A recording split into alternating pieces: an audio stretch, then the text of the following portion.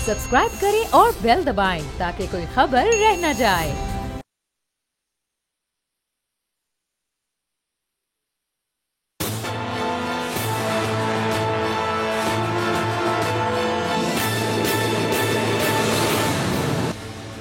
अस्सलाम वालेकुम। प्रोग्राम तज्जिया, मैं हूँ अलीना इलियास और आज के इस प्रोग्राम में मेरे साथ स्टूडियो में मौजूद हैं कैसर अहमद शेख साहब, नून लीग के सीनियर रहनुमा हैं। हमारे साथ मौजूद है ब्रिगेडियर हारिस नवाज साहब, दिफाई तज्जियाकार हैं। अब्बास शबीर साहब हमारे नुमाइंदे भी हमारे साथ मौजूद हैं।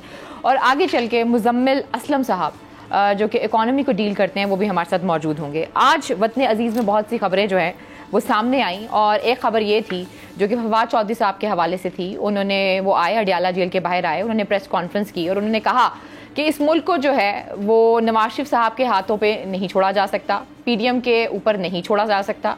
एक आइडियोलॉजी होती है जो आप लेकर चलते हैं और इसलिए उन्होंने ये सोचा है कि वो सियासत में मुतहरिक होंगे। लेकिन अब से कुछ दिन पहले उन्होंने एक प्रेस कॉन्फ्रेंस की थी जिसमें उन्होंने कहा था कि सियासत से अब उनका कोई लेना देना नहीं होगा। उनका एक ट्वीट भी था जिसमें उन्होंने कहा था कि वो फिलहाल जो है वो एक ब्रेक चाह रहे हैं। लेकिन उसके बाद अचानक से दोबारा वो आते हैं, अडियाला जेल के सामने प्रेस कॉन्फ्रेंस करते हैं और वो ये भी बोलते हैं कि बहुत से लोग ऐसे हैं पीटीआई के जिनके साथ वो अभी राब्ते में हैं। असद उमर साहब का नाम लेते हैं, परवेज खटक साहब का नाम लेते हैं, सबका नाम लेते हैं। और दूसरी जो खबर है वो है जी मईशत के हवाले से, पाकिस्तान की मईशत जो है वो किस तरफ जा रही है। इसहाक डार साहब एक अपना स्टेट ऑफ माइंड रखते हैं, एक अपना बयानिया रखते हैं और मिफ्ता इस्माइल साहब अपने स्टेट ऑफ माइंड रखते हैं, अपना बयानिया रखते हैं। अभी मैं ख्वाजा साहब को देख रही थी, उन्होंने कहा कि मिफ्ता इस्माइल साहब को इस बात को याद रखना चाहिए कि नून लीग ने उन्हें 2 दफ़ा मौका दिया है वजारत खजाना का। तो अब इस तरह की अगर वो कोई चीज़ बोलते हैं या कोई स्टेटमेंट बोलते हैं तो इसका असर जो है वो मुल्क की मईशत पर होता है। लेकिन सबसे पहली चीज़ जो मैं आपको सुनाना चाहूँगी वो फवाद चौधरी साहब की सुनाना चाहूँगी कि वो पीडीएम के बारे में क्या सोच रखते हैं और जो उन्होंने ये फैसला लिया है अचानक से कि वो सियासत में दोबारा मुतहरिक होंगे, इसके पीछे आखिर रीज़न क्या है। कैसे साहब, आपकी इजाज़त से मैं ब्रिगेडियर साहब की तरफ पहले जाना चाहूँगी। ब्रिगेडियर साहब, आपने सुना है फवाद चौधरी साहब को, अब से कुछ दिन पहले वो बिल्कुल ब्रेक लेना चाह रहे थे और अब वो कह रहे हैं वो सबके साथ जो हैं वो राब्ते में हैं, चाहे उसमें असद उमर हो, परवेज खटक हो या कोई भी हो। और एक आइडियोलॉजी होती है जिसकी बुनियाद पर आप कौम को लेकर चलते हैं, सियासत को लेकर चलते हैं। और उनका ये मानना है फवाद चौधरी साहब का कि वो मुल्क को आसिफ अली जरदारी साहब के ऊपर नहीं छोड़ सकते और नवाज शरीफ साहब के ऊपर नहीं छोड़ सकते। आप इस चीज़ से अग्री करते हैं सर? देखिए, इसमें अलीना बात यह है कि ज़ाहिर इस वक्त जो अपोजिशन अगर पीटीआई एलिमिनेट होती है जिस तरह भी उनके लोग काफ़ी छोड़ रहे हैं तो फिर डेमोक्रेसी में 1-2 पार्टी ने इत्तेहाद किया, पीपल पार्टी और पीएमएलएन, उसके साथ बाकी इत्तेहादी तरह जमाते हैं तो फिर अपोजिशन में कोई नहीं रह जाता। एक नया पार्टी शायद गांधी जहांगीर सिंह का ग्रुप बन जाता है। मुझे ये लगता है कि देव रियलाइज गिवन पनिशमेंट और उनको सजा हो जाए और उस सूरत में they want to take on the party जिसमें आपके बाकी जितने थे और कुरैशी, असद उमर वगैरह ला के पीपल पार्टी पीटीआई को शायद चलाएं and they want to have opposition group against PDM. जो मुझे अंदाजा हो रहा है कि इस लिहाज से वो भी मुतारिफ नजर आए हैं क्योंकि अगर ये पार्टी छोड़ के पीएमएल उसमें जाते हैं, जहांगीर सिंह होते हैं, तो मेरा नहीं ख्याल कि पीटीआई का वोटर उनको एक्सेप्ट करेगा, उनको वोट नहीं देगा क्योंकि वो एक नजाती ग्रुप बना हुआ है जो ये कर रहा है। तो इस लिहाज से एक तो मुझे लग रहा है इसलिए मुतल्लिक हुए हैं। अदरवाइज आप देखें तो इस वक्त पीएमएलएन सबसे डिफिकल्ट सिचुएशन है इसलिए कि वो एक सिर्फ पंजाब में रहेगी, वो भी सेंट्रल और नॉर्दर्न पंजाब में। सदर्न पंजाब में पी जो है वो पीपल पार्टी स्ट्रॉन्ग है, अभी उनके पीटीआई के जो लोग जा रहे हैं उसको ज्वाइन कर रहे हैं। सिंध में भी वो हैं, बलोचिस्तान में भी वो हैं, उसके बाद आपके सामने केपी के भी उनका कुछ है लेन। तो it is a national party and PTI जो थी पहले नेशनल पार्टी थी but PML is only confined to only Punjab. तो ये एक इमिनेंटली बड़ा सोच का मुकाम है। तमाम मलबा, महंगाई, जो हालात ख़राब हैं, जो कुछ है, सारा मलबा जो है पीएमएल के ऊपर, उनका प्राइम मिनिस्टर और फाइनेंस मिनिस्टर है। पीपल पार्टी दे रहे हैं बेस्ट टाइम क्योंकि वो उनका फॉरेन मिनिस्टर है, वो अपना काम कर रहे हैं फर्स्ट क्लास वो अपना। और कहीं इलेक्शन में ये भी हो सकता है कि पीपल पार्टी और पीएमएल की राह जुदा हो जाए, वो अलग इलेक्शन लड़े बिकॉज दो मेन पोलिटिकल राइवल हैं। अल्टीमेटली ये नहीं हो सकता कि सारे मिल करेंगे, तो फिर तो वो बात ही नहीं रहेगी जो पोलिटिकल पार्टीज होनी चाहिए।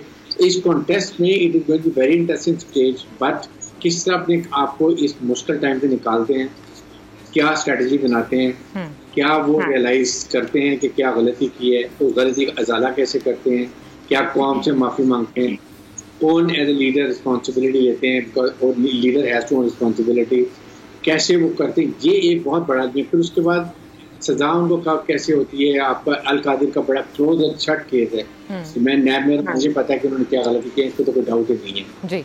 देखेंगे कि वो कितने ऐसे में सजा होती है, कैसे होती है। तो ये बड़ा कॉम्प्लेक्स सिचुएशन, लेकिन सबसे खतरनाक बात है मुल्क में सियासी इस्तेकाम नहीं है, पोलिटिकल उसके बाद इकोनॉमिक इस्तेकाम नहीं है, मुल्क में अफरा तफरी है, बहुत ही अफवाह पाया जाता है, पॉलिटिशियन अपने मसाइल हल नहीं कर रहे हैं, कोई एस्टैब्लिशमेंट की तरफ देखते हैं, एस्टैब्लिशमेंट बिल्कुल इन्वॉल्व नहीं हो रही है। तो ये लोगों को खुद सियासतदानों को चाहिए कि आप बैठें, अवाम को बताएं कि हम अपने मसाइल एस्टैब्लिश की बैसाखियों बगैर हमारे पास। ठीक हो गया। कैसे साहब, आपने सुना ब्रिगेडियर साहब को, आपकी इसके ऊपर क्या राय है? आपको लगता है कि अभी कुछ दिन पहले जो मेरा सवाल वही है फिर से कि फवाद चौधरी साहब कह रहे थे कि वो सियासत में नहीं होंगे, अब वो अचानक से सियासत में आते हैं, अडियाला जेल के बाहर वो प्रेस कॉन्फ्रेंस करते हैं, और जितने भी रहनुमा थे पीटीआई के उन सब ने ये बोला था कि हमें तो ब्रेक चाहिए। तो आपको लगता है वो जो एक गैप है एक बड़ी जमात का, जैसे कि ब्रिगेडियर साहब ने भी कहा कि पीटीआई जो है वो पंजाब की एक जमात है, बड़ी जमात है, और ज़िमनी इंतखाबात में भी हमने चीज़ें देखी जिस तरीके से सामने आई, आपको लगता है कि लोग उन्हें कबूल कर लेंगे, वो जिस जमात की तरफ इशारा कर रहे हैं जो बनने वाली है? देखिए, बनने वाली जमात तो अलीना अभी सामने नहीं आई, बातें हो रही हैं जी। बात ये है कि पीटीआई, मैं हैरान हूँ कि पीटीआई क्या पार्टी थी। हम भी 3.5 पौने 4 साल अपोजिशन में रहे ना, कोई पाकिस्तान मुस्लिम लीग का, कोई पीपल पार्टी का, कोई जेयूआई का, कोई एमक्यूएम का एक बंदा भी पार्टी को छोड़ा नहीं। हालांकि हर किस्म के उनको मुश्किलात आई, हीरोइन का केस बनाया गया राणा साहब। तो मकसद ये है कि ये हमें कि मुझे तो ये पार्टी क्या नज़र आती है जो एक तरफ तो अपने मुल्क की फौजों पर ही चढ़ दौड़ी है, ठीक है ना। मैं ये समझता हूँ कि पाकिस्तानी अपने मुल्क से बहुत ज़्यादा मोहब्बत करते हैं। इसका इजहार 2-3 बार हो चुका है। मैंने देखा कि एमक्यूएम जो है वो बड़ी पॉपुलर पार्टी थी कराची में जी। तो जब अल्ताफ़ हुसैन ने पाकिस्तान के ख़िलाफ़ एक फ़िक्रा भी कहा तो आज फिर उसका फ्यूचर नहीं है पॉलिटिक्स में। इसी तरह ये जो 9 मई का वाक़या हुआ, तो बाकायदा बड़े अरसे से तैयार किया जा रहा था अपनी अफवाज के ख़िलाफ़। सबसे ज़्यादा खुश हुआ हमारा दुश्मन, और जो कुछ आर्मी इंस्टॉलेशन पे हमला हुआ, और ये एक दिन में तो इन सब ने, सीनियर वाइस प्रेसिडेंट थे Fawad Chaudhry, senior vice president party, क्या बना उनको किसी ने उनसे पूछा नहीं, आज फिर आ गए। अब ये ऐसी पार्टियां जिनकी सूरत हाल है कि एक दिन छोड़ते हैं दूसरे दिन आ जाते हैं, तो इनके ऊपर छोड़ा जा सकता है पाकिस्तान इनके ऊपर छोड़ा जा सकता है जिनके एक दिन तक तो उनकी स्टेबिलिटी नहीं है। वो ये बोलते हैं कि क्या पाकिस्तान हम नवाज शरीफ साहब पे छोड़ दें, आसिफ अली ज़रदारी साहब पे छोड़ दें? नहीं, पाकिस्तान छोड़े जो पब्लिक जिसको चाहे। देखिए, जमहूरी है तो सारे आए, 25 करोड़ लोग सामने आ सकते हैं, ये भी आ गए हैं, फिर दोबारा आ गए, आ जाए। अब इनके बस की बात नहीं है। देखिए, पाकिस्तान तो पाकिस्तान के लोगों का है, तो जो लोग चाहेंगे वही होगा ना। कोई भी, हर एक का राइट है, जो नई पार्टियां बन रही है बन जाए। ये तो इलेक्शन आने आप लोगों से बहुत से लोगों के राब्ते हो रहे होंगे। राब्ते तो ये सियासत में होते भी हैं और होते रहने चाहिए। पॉलिटिक्स तक नाम ही बातचीत का है, गुफ्तगू शुनीद का है। मैंने 30 साल पॉलिटिक्स की है। मैंने 93 में शुरू किया PMLN से। मुझे 3 बार टिकट नहीं मिला। 97 में टिकट नहीं मिला, मैंने इंडिपेंडेंट इलेक्शन जीता। 2002 में नहीं मिला, 2008 में नहीं मिला, टिकट नहीं दिया। मैंने कोई पार्टी छोड़ी नहीं। फिर मैंने 2013 में नून लीग के साथ इलेक्शन लगे, 2018 में जी। बात ये है कि मेरे पास आए 97 में, हार गए, को 8-10 सीटों से खड़े हुए थे, 97 में हार गए खुद।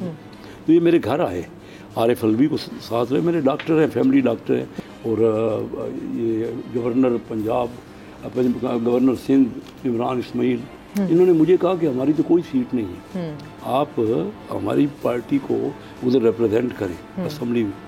तो ठीक है, उनका अपना राइट है, मैंने नहीं बात उनकी मानी उनके साथ। तो मकसद ये कि इनमें क्या है, जो मुल्क को आगे बढ़ाना चाहते हैं, और मुस्तकिल मिजाजी का ये हाल है कि एक हफ्ते में एक बार छोड़ते हैं, एक बार वापस आ जाते हैं, तो उनके ऊपर हम छोड़ दें, वो लीडर होंगे पाकिस्तान के। तो मकसद ये कि कोई भी हो, कोई भी जमहूरी तरीके से, और ये बात बयान इनका बयान है भाई, इलेक्शन में तो आवाम ने बताना है कि किसके ऊपर छोड़ा जाना है और किसके ऊपर नहीं छोड़ा जाना। नून लीग इलेक्शन के लिए तैयार है? कैसे? बिल्कुल तैयार है इलेक्शन के लिए। तो फिर इतने डिले क्यों है? 90 दिन की तो बात हो चुकी हुई थी ना पंजाब में इलेक्शन। पंजाब की इलेक्शन का वो तो बहुत बड़ा अच्छा सवाल है। देखिए, जो मीशत की हालत है जी। मैंने 12 मई 2022 को कहा था कि पाकिस्तान की मीशत वेंटिलेटर पे है जी। और उस वक्त मिफ्ता इस्माइल थे जो वज़ीर ख़जाना। मैंने कहा तमाम मुल्क इस वक्त मिल के, क्योंकि वेंटिलेटर से उठेगा तो उसकी शादी या निकाह की डेटें होंगी ना मरीज़ की। आप तो कहते हो इलेक्शन करा दो। हम हालात तो में पूछा ना पंजाब 90 डेज़ क्यों नहीं।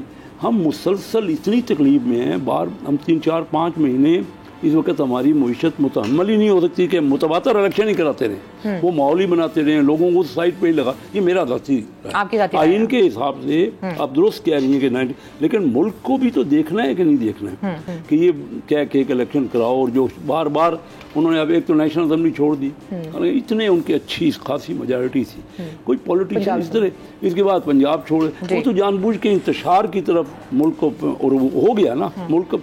मईशत की हालत मैं नहीं कहता कि हमको अच्छी कर सके हैं, मैं पूरा एग्री कर रहा हूँ, लेकिन मुल्क 4-5 महीने मुतम्मल एक ही बार इकट्ठा इलेक्शन, ये तो बाद में इन्होंने खुद मान लिया। अब फिर प्रॉब्लम क्या था, अब मुश्किल अभी ये कहते हैं हम करते हैं नेगोशिएशन, मतलब अब है क्या क्या पॉइंट है।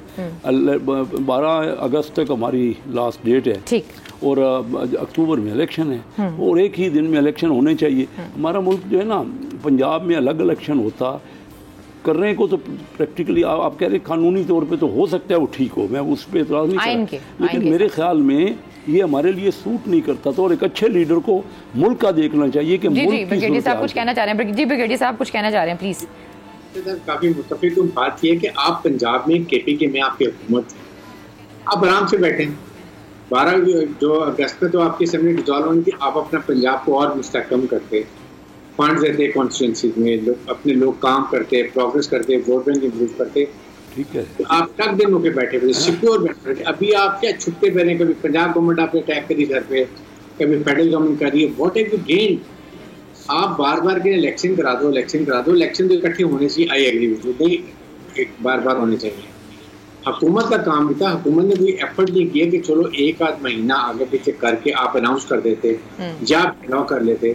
हुकूमत को चाहिए था कि वो जरूर कोई कोशिश करती डायलॉग की, इनिशिएटिव लेती, ताकि ये आम और ये जो एक अनसर्टेनिटी थी पोलिटिकल ये खत्म होती, ताकि इकोनॉमिक डेवलपमेंट होती। और उसके साथ इस स्टेज के ऊपर अभी भी आप देखें ना, इकोनॉमी को आप सामने है कि डॉलर इंटरबैंक पे 285 है, मार्केट में 315 320 पे, अगर 30 रुपए का फर्क होगा तो आपके मुल्क की इकोनॉमी कैसे ठीक होगी, कैसे आपको रिमिटेंस आएगी। आपको इंटरबैंक वाले भी फायदा उठा रहे हैं, आप बाहर भी पैसा भेजते हैं, वो 30 रुपए ज्यादा कमाएगा हुंडी के थ्रू, फिर उसके इम्पोर्ट बंद कर दिए तो इससे क्या हो रहा है, स्मगलिंग दबा दिया, स्मगलिंग बंद कर देते। सिगरेट बिल में भी लगाई 200%, सिगरेट बाहर का सस्ता मिल रहा है, डोमेस्टिक जो महंगा मिल रहा है तो लोग टैक्स नहीं ले रहे। तो ये हुकूमत को चाहिए, ये कैसे तो बड़े माशाल्लाह फाइनेंस को I know and I lot of respect for him, ये चीजें गवर्नमेंट को चाहिए डिलीवर करें। योर परफॉर्मेंस इज जीरो, आप वोट नहीं ले सकेंगे, इसलिए इलेक्शन नहीं लगाना चाहते। आप 3 महीने में do something extra for the people of Pakistan, to tell them yes this is what we have done, then you can go for and ask for vote in the election।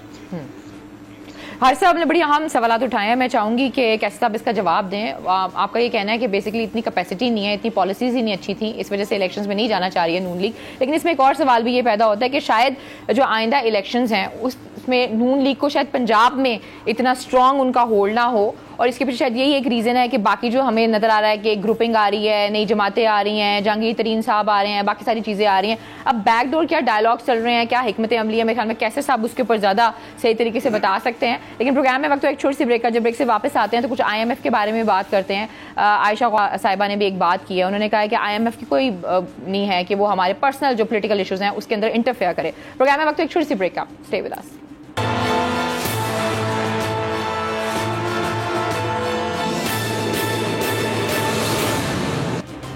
Welcome back नाज़रीन, तो फिर आपको खुशामदीद कहते हैं। आने वाला elections जैसा भी होगा, लेकिन एक तासुर तो ये बिल्कुल आ रहा है कि शायद जो मैंडेट होगा वो डिवाइड होगा, और वो जो एक मजबूत हुकूमत है उसका जो कॉन्सेप्ट है वो हमें नज़र नहीं आ रहा। मैं आऊँगी कैसे साहब आपकी तरफ। अभी आपने सुना ब्रिगेडियर साहब को, ब्रिगेडियर साहब ने कहा बहुत सी चीज़ों को हल किया जा सकता था, मुज़ाकरात किए जा सकते थे और बहुत सी चीज़ें की जा सकती थी।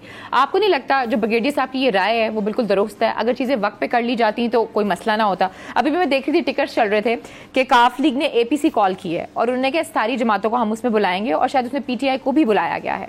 तो आपको लगता है कहीं ना कहीं कोई शुरुआत की जा रही है इस हवाले से? जी शुरुआत हमने शुरू किया ना 2018। मियाँ शहबाज शरीफ साहब ने पहली दिन ये कहा कि आइए चार्टर ऑफ इकानमी करें। उसमें बिलावल जरदारी साहब ने ये कहा। मैंने अपने कोई 100-150 प्रोग्रामों में हर बार यही कहा, उसके अलावा कोई चारा ही नहीं था।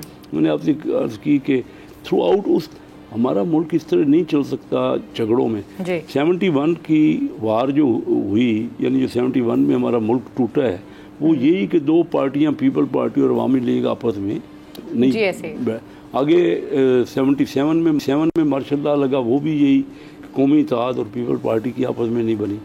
थ्रू आउट हम झगड़ों में लगे हुए हैं। अब देखते हैं किसी माशरे में झगड़ा है, किसी वो नहीं, आगे डेवलपमेंट नहीं हो सकती, तो बहुत अच्छी बात है। हम तो कह के थक गए, अपोजिशन में थे। एनआरओ मांग रहे हैं, चार्टर ऑफ इकोनॉमी तो सिर्फ बहाना है, लेकिन सिर्फ एनआरओ की बात की जा रही है। इससे पहले तो वो यही कहते रहे कि चोर डाकुओं के साथ नहीं बैठना, हम सब चोर डाकू एनआरओ की बात करते हैं। जी ब्रिगेडियर साहब देखिए, ये इसमें आप ऑपोजिशन के साथ नहीं लड़ सकते। आप ये आरोप नहीं कि चोर डाकू केस चल रहे हैं ना, चल रहे नहीं, दैट्स ऑल, मुज़ाकरात भी करें। आप ये नहीं कह सकते opposition and government can't function without each other. That is very should be clear in parliament. अभी पार्लियामेंट में वो वैल्यू नहीं कहता, क्योंकि उसमें ऑपोजिशन नहीं है। जो ऑपोजिशन है वो भी फ्रेंडली ऑपोजिशन है। तो इमरान की ये गलती है कि ही मस्ट अंडरस्टैंड। और अभी अगर ये कॉल किए blessing in disguise, immediately you should welcome कि हम APC में जा रहे हैं काफिले की, और सोच समझ के बैलेंस तरीके से बात करें और अवाम को मुश्किल से निकालें।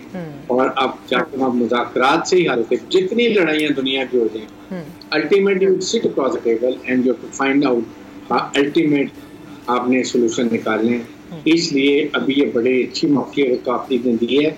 सबसे पहले PTA को कहना चाहिए हम तैयार हैं। उनके केसेस चलने दें। इमरान खान ने जो गलती किए हैं, कादर यूनिवर्सिटी से बिल्कुल केस चलें, सदा जो नहीं हो, लेकिन process of democracy must continue. ठीक हो गया। कैसे साहब मैं आती हूँ आपकी तरफ भी, अब्बास पर थोड़ा सा मुझे मौका दीजिएगा। कैसे साहब, अभी मैं तलाल चौधरी साहब को सुन रही थी, वो ये फरमा रहे थे कि बेसिकली इलेक्शंस उस दिन होंगे जिस दिन नवाज शरीफ साहब आएंगे। तो do you agree with that कि इलेक्शंस उसी दिन होने चाहिए जिस दिन नवाज शरीफ साहब आएंगे? और जो डिले हो रहा है और चीज़ें नहीं हो रही हैं, इसका एक रीज़न ये है कि नवाज शरीफ साहब इस मुल्क में नहीं है। जी, नवाज शरीफ साहब को ज़रूर आना चाहिए। वो किसी वक्त भी आ सकते हैं, हम उनको वेलकम कर रहे हैं और हमारी ख्वाहिश है कि वो आएँ। लेकिन इलेक्शन, ये कहना कि इलेक्शन उस दिन होंगे, क्यों भाई? इलेक्शन तो मुल्क में हमारी हुकूमत 12 अगस्त के बाद नहीं रह सकती, जो मौजूदा हुकूमत है। इलेक्शन करवाना तो लाजमी है, और कराने हम इस बात पे फिर अगर जिद करेंगे तो हम अपने आप को सब नुकसान पहुँचा लेंगे। देखिए, बड़ी अच्छी बात कर रहे हैं ब्रिगेडियर हारिस साहब। चार्टर हम तो थक गए। कभी अपोजिशन में आपने नहीं देखा होगा कि हम बार बार उनसे किसी जगह वो हमारे साथ नहीं बैठे। वो समझते थे पता नहीं उनको पॉपुलैरिटी मिल रही है। तो ये देखिए ना, मुल्क को पहले, हम रियासत को पहले रखें, पार्टियों को बाद में देखें। और आज पॉपुलैरिटी तो देखी आप 2-3 हफ्तों में, जब उन्होंने वो मुल्क के ऊपर ही, यानी अफवाज के ही तनसीबात पे और इन सब पे चढ़ दौड़े है। उसे उनकी ये तरबियत है उन्होंने दी अपने कारकुनों को। और उनका तो कोई बंदा उनके साथ टिक नहीं रहा। उन्होंने क्या इलेक्शन लड़ना है? मेरे मुकाबले में जो इलेक्शन लड़ते थे, उन्होंने दूसरे दिन ही 4-5 पार्टियां छोड़ चुके हैं। तो ऐसे लोग क्या फिर होगा, किस तरह करेंगे? कोई एक पार्टी रह नहीं गई जो उन्होंने हासिल ना की। मकसद सिर्फ चंजोट से मेरे मुकाबले में जुल्फ़िकार शाह इलेक्शन लड़ते हैं।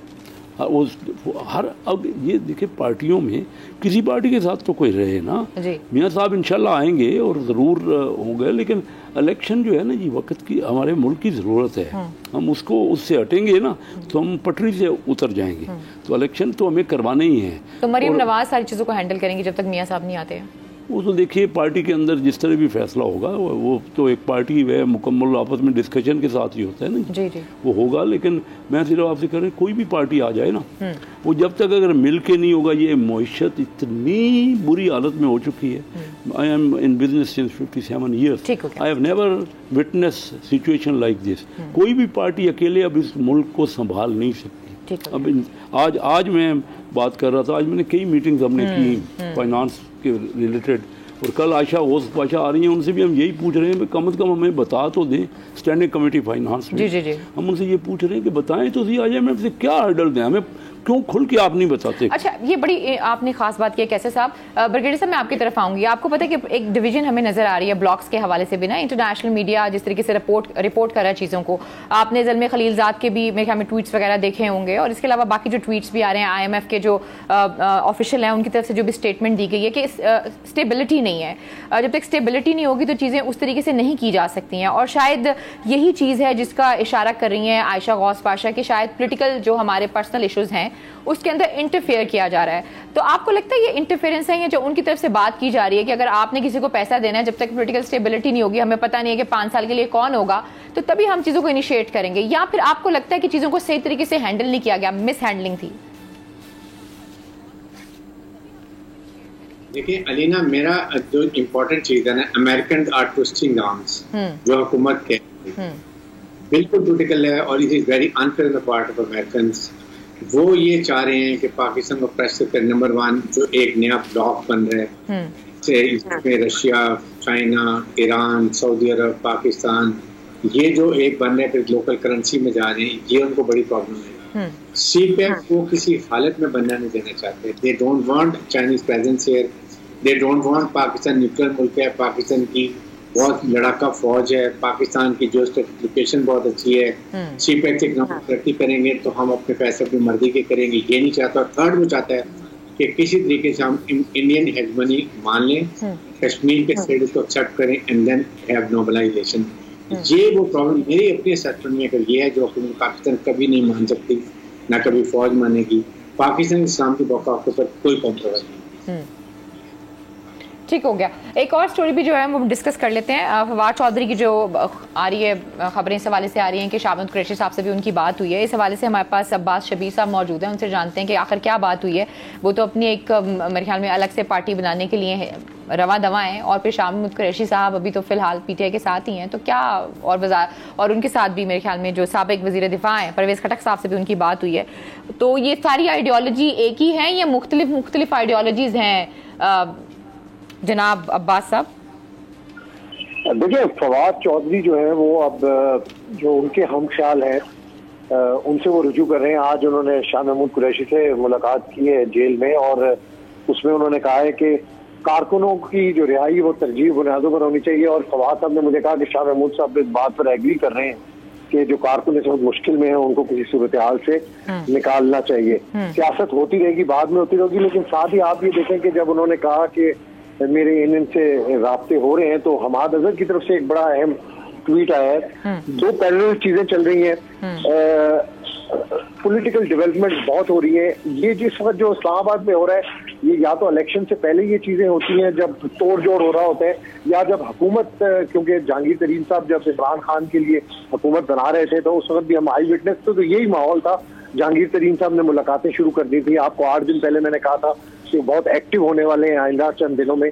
आज फिरदौस आशिक अवान से उन्होंने मुलाकात की, और जो जिन से वो मुलाकातें कर रहे हैं उनसे जो हमारे राब्ते हो रहे हैं उनके मुताबिक मैंने किसी से पूछा कि क्या कोई नई पार्टी बनने जा रही है। उन्होंने कहा कि वो नेक्स्ट वीक में तमाम जो और स्टेक होल्डर्स हैं और जो मुलाकातें वो करेंगे उनकी मशावरत से डिसाइड होगा कि वो क्या करने जा रहे हैं। अब ये फवाद चौधरी साहब जो अपनी तरफ से कोशिशें कर रहे हैं, इमरान इस्माइल है, मौलवी महमूद है, आमिर कियानी है, ये क्या मर्ज होंगे जहांगीर तरीन साहब के साथ? या देखें, अब ये बिल्कुल डिसाइडेड है। ये भी कैसर शेख साहब कह रहे थे कि इलेक्शन होंगे, ये बिल्कुल खुर्शीद शाह साहब का मैंने 3 दिन पहले इंटरव्यू किया था, उन्होंने कहा था कि हर सूरत इलेक्शन होने हैं, क्योंकि मुल्क में स्टेबिलिटी के लिए इस वक्त इलेक्शन बहुत जरूरी है। अब ये जो पार्टीज का मर्ज हो रहा है, ये जो लोग इकट्ठे हो रहे हैं, ये आइंदा दिनों में एक नई शेप इसकी निकलेगी। कौन से प्लेटफॉर्म पर ये सारे इकट्ठे होंगे, या ये अलहदा सारे नजरिए के लोग जो है वो अलहदा, क्योंकि हमाद अजहर का इस मौके पर ट्वीट जब फवाद चौधरी साहब कह रहे हैं कि मैं इनसे राब्ता कर रहा हूँ, राब्ता करने जा रहा हूँ, तो अब जो आइंदा 2-3 दिन है, 4 दिन है, इसमें जहांगीर तरीन साहब भी इस्लामाबाद में है, फिरदौस आशिक अवान भी उनसे मिली है, यानी और भी हम ख्याल लोग उनसे आइंदा दिनों में मिलेंगे। तो बड़ी एक पॉलिटिकल डेवलपमेंट होनी है, चेंज आना है। जी साहब, आपसे एक सवाल करना चाहूंगी मैं। एक तो ये जो आसिफ अली जरदारी साहब भी हमें बड़े मुतहरिक नजर आ रहे हैं जनूबी पंजाब के हवाले से, और आपको पता है जनूबी पंजाब की एक अपनी सियासत है, तो ऐसा लग रहा है कि जनूबी पंजाब जो है वो पीपल्स पार्टी के हिस्से में आएगा। क्या हम ये सोच मतलब अगर एक सोच रखें या एक सवाल करें तो ये सही होगा या गलत होगा? और दूसरा एक और चीज़ जो ऑडियो लीक्स के हवाले से चीज़ें चल रही हैं ब्रिगेडियर साहब, आपको क्या लगता है कि ये हमारी जमहूरियत पे इसका इम्पैक्ट नहीं है, ऑडियो लीक जिस तरह सारी चीज़ें हम लेकर चल रहे हैं इस टाइम पे? देखिए अलीना, एक तो मैं तो ऑडियो लीक से फ्रैंकली रिकॉर्डिंग और चलाना इसके अगेंस्ट, आई डोंट लाइक, ये पर्सनलाइज चीज़ें होनी नहीं चाहिए। अगर होनी चाहिए तो फिर सबको प्रॉपर से पता चले कौन कर रहा है, किसने रिकॉर्डिंग की, जो इनपुट ऑर्डर हैं, और पता चले क्यों करवाई गई, ताकि उनकी अगर गलत है तो उनके खिलाफ कार्रवाई हो, या सही है तो फिर जिन्होंने किए उनके खिलाफ कार्रवाई हो। लेकिन ये सबको कलेक्ट करके करना चाहिए, एक तो ये। सेकंड जो हम बात कर रहे हैं, ये आप पार्टी की बात कर रहे हैं, ये एक वक्त बहुत ही डिफिकल्ट हालात हुए। यू मस्ट अंडरस्टैंड कि जरदारी साहब और People's Party is a winner, they है द टोटल बेनिफिट उनको मिल रहा है। PMLN मेरे कॉन्सेप्ट में इसकी काफ़ी डिफिकल्ट सिचुएशन में है, इसलिए कि पीपल्स पार्टी सिंध में भी है, बलूचिस्तान में भी है, सदरन पंजाब में और स्ट्रांग हो रही है, KPK में भी है। तो इट इज नेशनल पार्टी, और उसके साथ जो PTA पहले थी, अब मुझे नहीं पता उसको क्या हालात है। PMLN is restricted to only central Punjab and northern Punjab. PMLN has become a regional party. ये उनको सोचना पड़ेगा। हुकूमत जो होती है, unless they deliver, अपना पंजाब का वोट बैंक उनका जाएगा, जहांगीर के पास जाएगा, PTI के पास जाएगा, काफ लीग के पास जाएगा और पीपल्स पार्टी के पास जाएगा। So they will have a very difficult time. Peoples Party मुझे लगती है कि अगर इलेक्शंस हो तो ये एक बड़ी स्ट्रॉन्ग पार्टी बनेगी, जिनके पास इतनी पोजीशन होगी, उनके साथ ठीक है ब्रिगेडियर साहब, सॉरी टू कट यू है, मुझे ब्रेक लेनी है। ब्रेक से वापस आके आप हमारे साथ ही रहें और अपनी बात भी कंप्लीट कीजिएगा। लेकिन हम जस्ट फेल टू अंडरस्टैंड, जब जमातें जो हैं वो इलेक्शंस के लिए फील्ड में जाती हैं, जल से जुलूस करती हैं, तो उनका एक मंशूर होता है, एक नज़रिया होता है जिसकी बुनियाद पर वो लोगों को ग्रैप करती हैं। अब हमारे जो इस वक्त मुल्क के हालात हैं, इसका इम्पैक्ट तो लोगों को साफ नजर आता है। आप घर घर जाके देख लें, आपको अंदाजा होगा कि लोग क्या सोच रखते हैं मौजूदा हुकूमत की कारकर्दगी के हवाले से, पीपल्स पार्टी के हवाले से, नून लीग के हवाले से, जिसकी भी बात कर लें आप। लेकिन प्रोग्राम में वक्त तो एक छोटी सी ब्रेक है। जब ब्रेक से वापस आते हैं तो हमारे साथ हमारे अगले गेस्ट भी मौजूद होंगे, जिनके साथ हम इकोनॉमी पे बात करेंगे। Stay with us.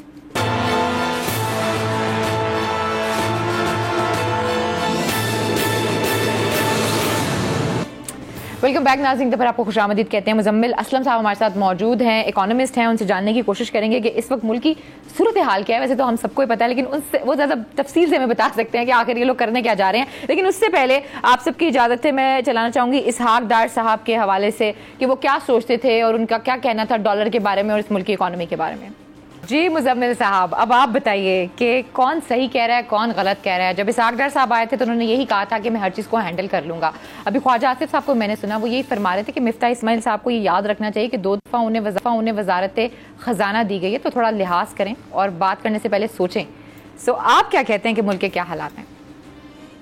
मतलब वो ख्वाजा आसिफ साहब ने जो फरमाया कि आप झूठ जारी रखें और कौम की जो है आंखों में धूल मिट्टी डाल के रखें, यही तो अलमिया है। और इसहाक डार साहब जो है बहुत ओवर कॉन्फिडेंट आए थे।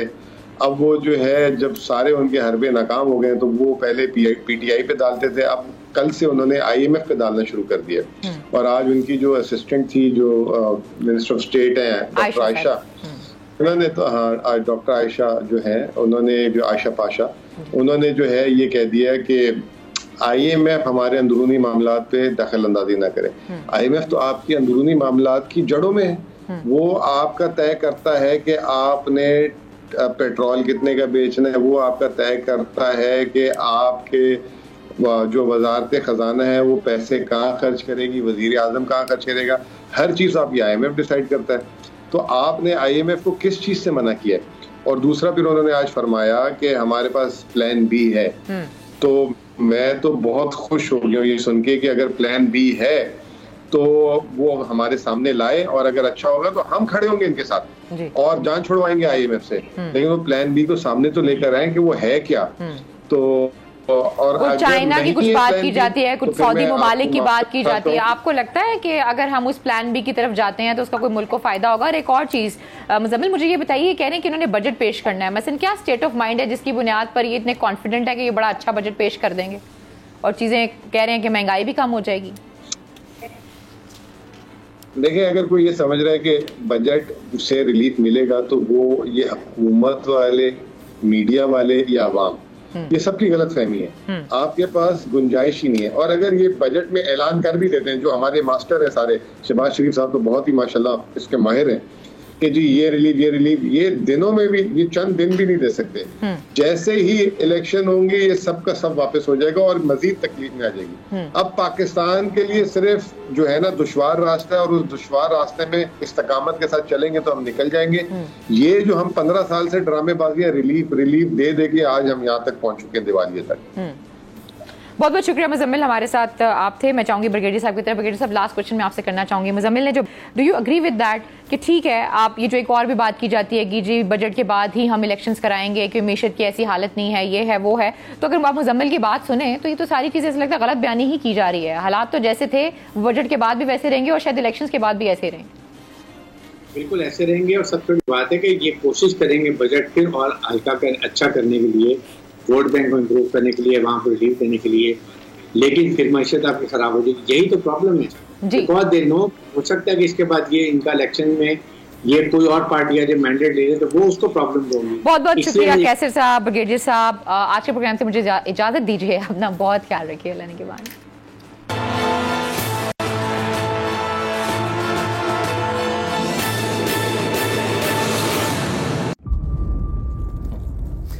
इंतजार था ना, चलो इस बार वो करते हैं जो इससे पहले किया ही नहीं। किस्मत की आंखों में आंखें डाल के जीतना होगा। सब में है शेर जैसी राह, जर्रा जर्रा भी हर कंटेस्टेंट को लगेगा पहाड़। लड़खड़ाना नहीं है, खोल दो अपने पंख अगर आसमान छूना है। अबे लग रहा है ये सब पहले भी कहीं सुना है। एंटरटेनमेंट की गारंटी जनाब, क्योंकि यहाँ खेलोगे कूदोगे तो बनोगे नवाब। खुश रहो पाकिस्तान। खुश रहो पाकिस्तान, बुध और जुमेरात शाम 7 बजे सिर्फ बोल एंटरटेनमेंट पर। सब्सक्राइब करें और बेल दबाएं ताकि कोई खबर रह न जाए।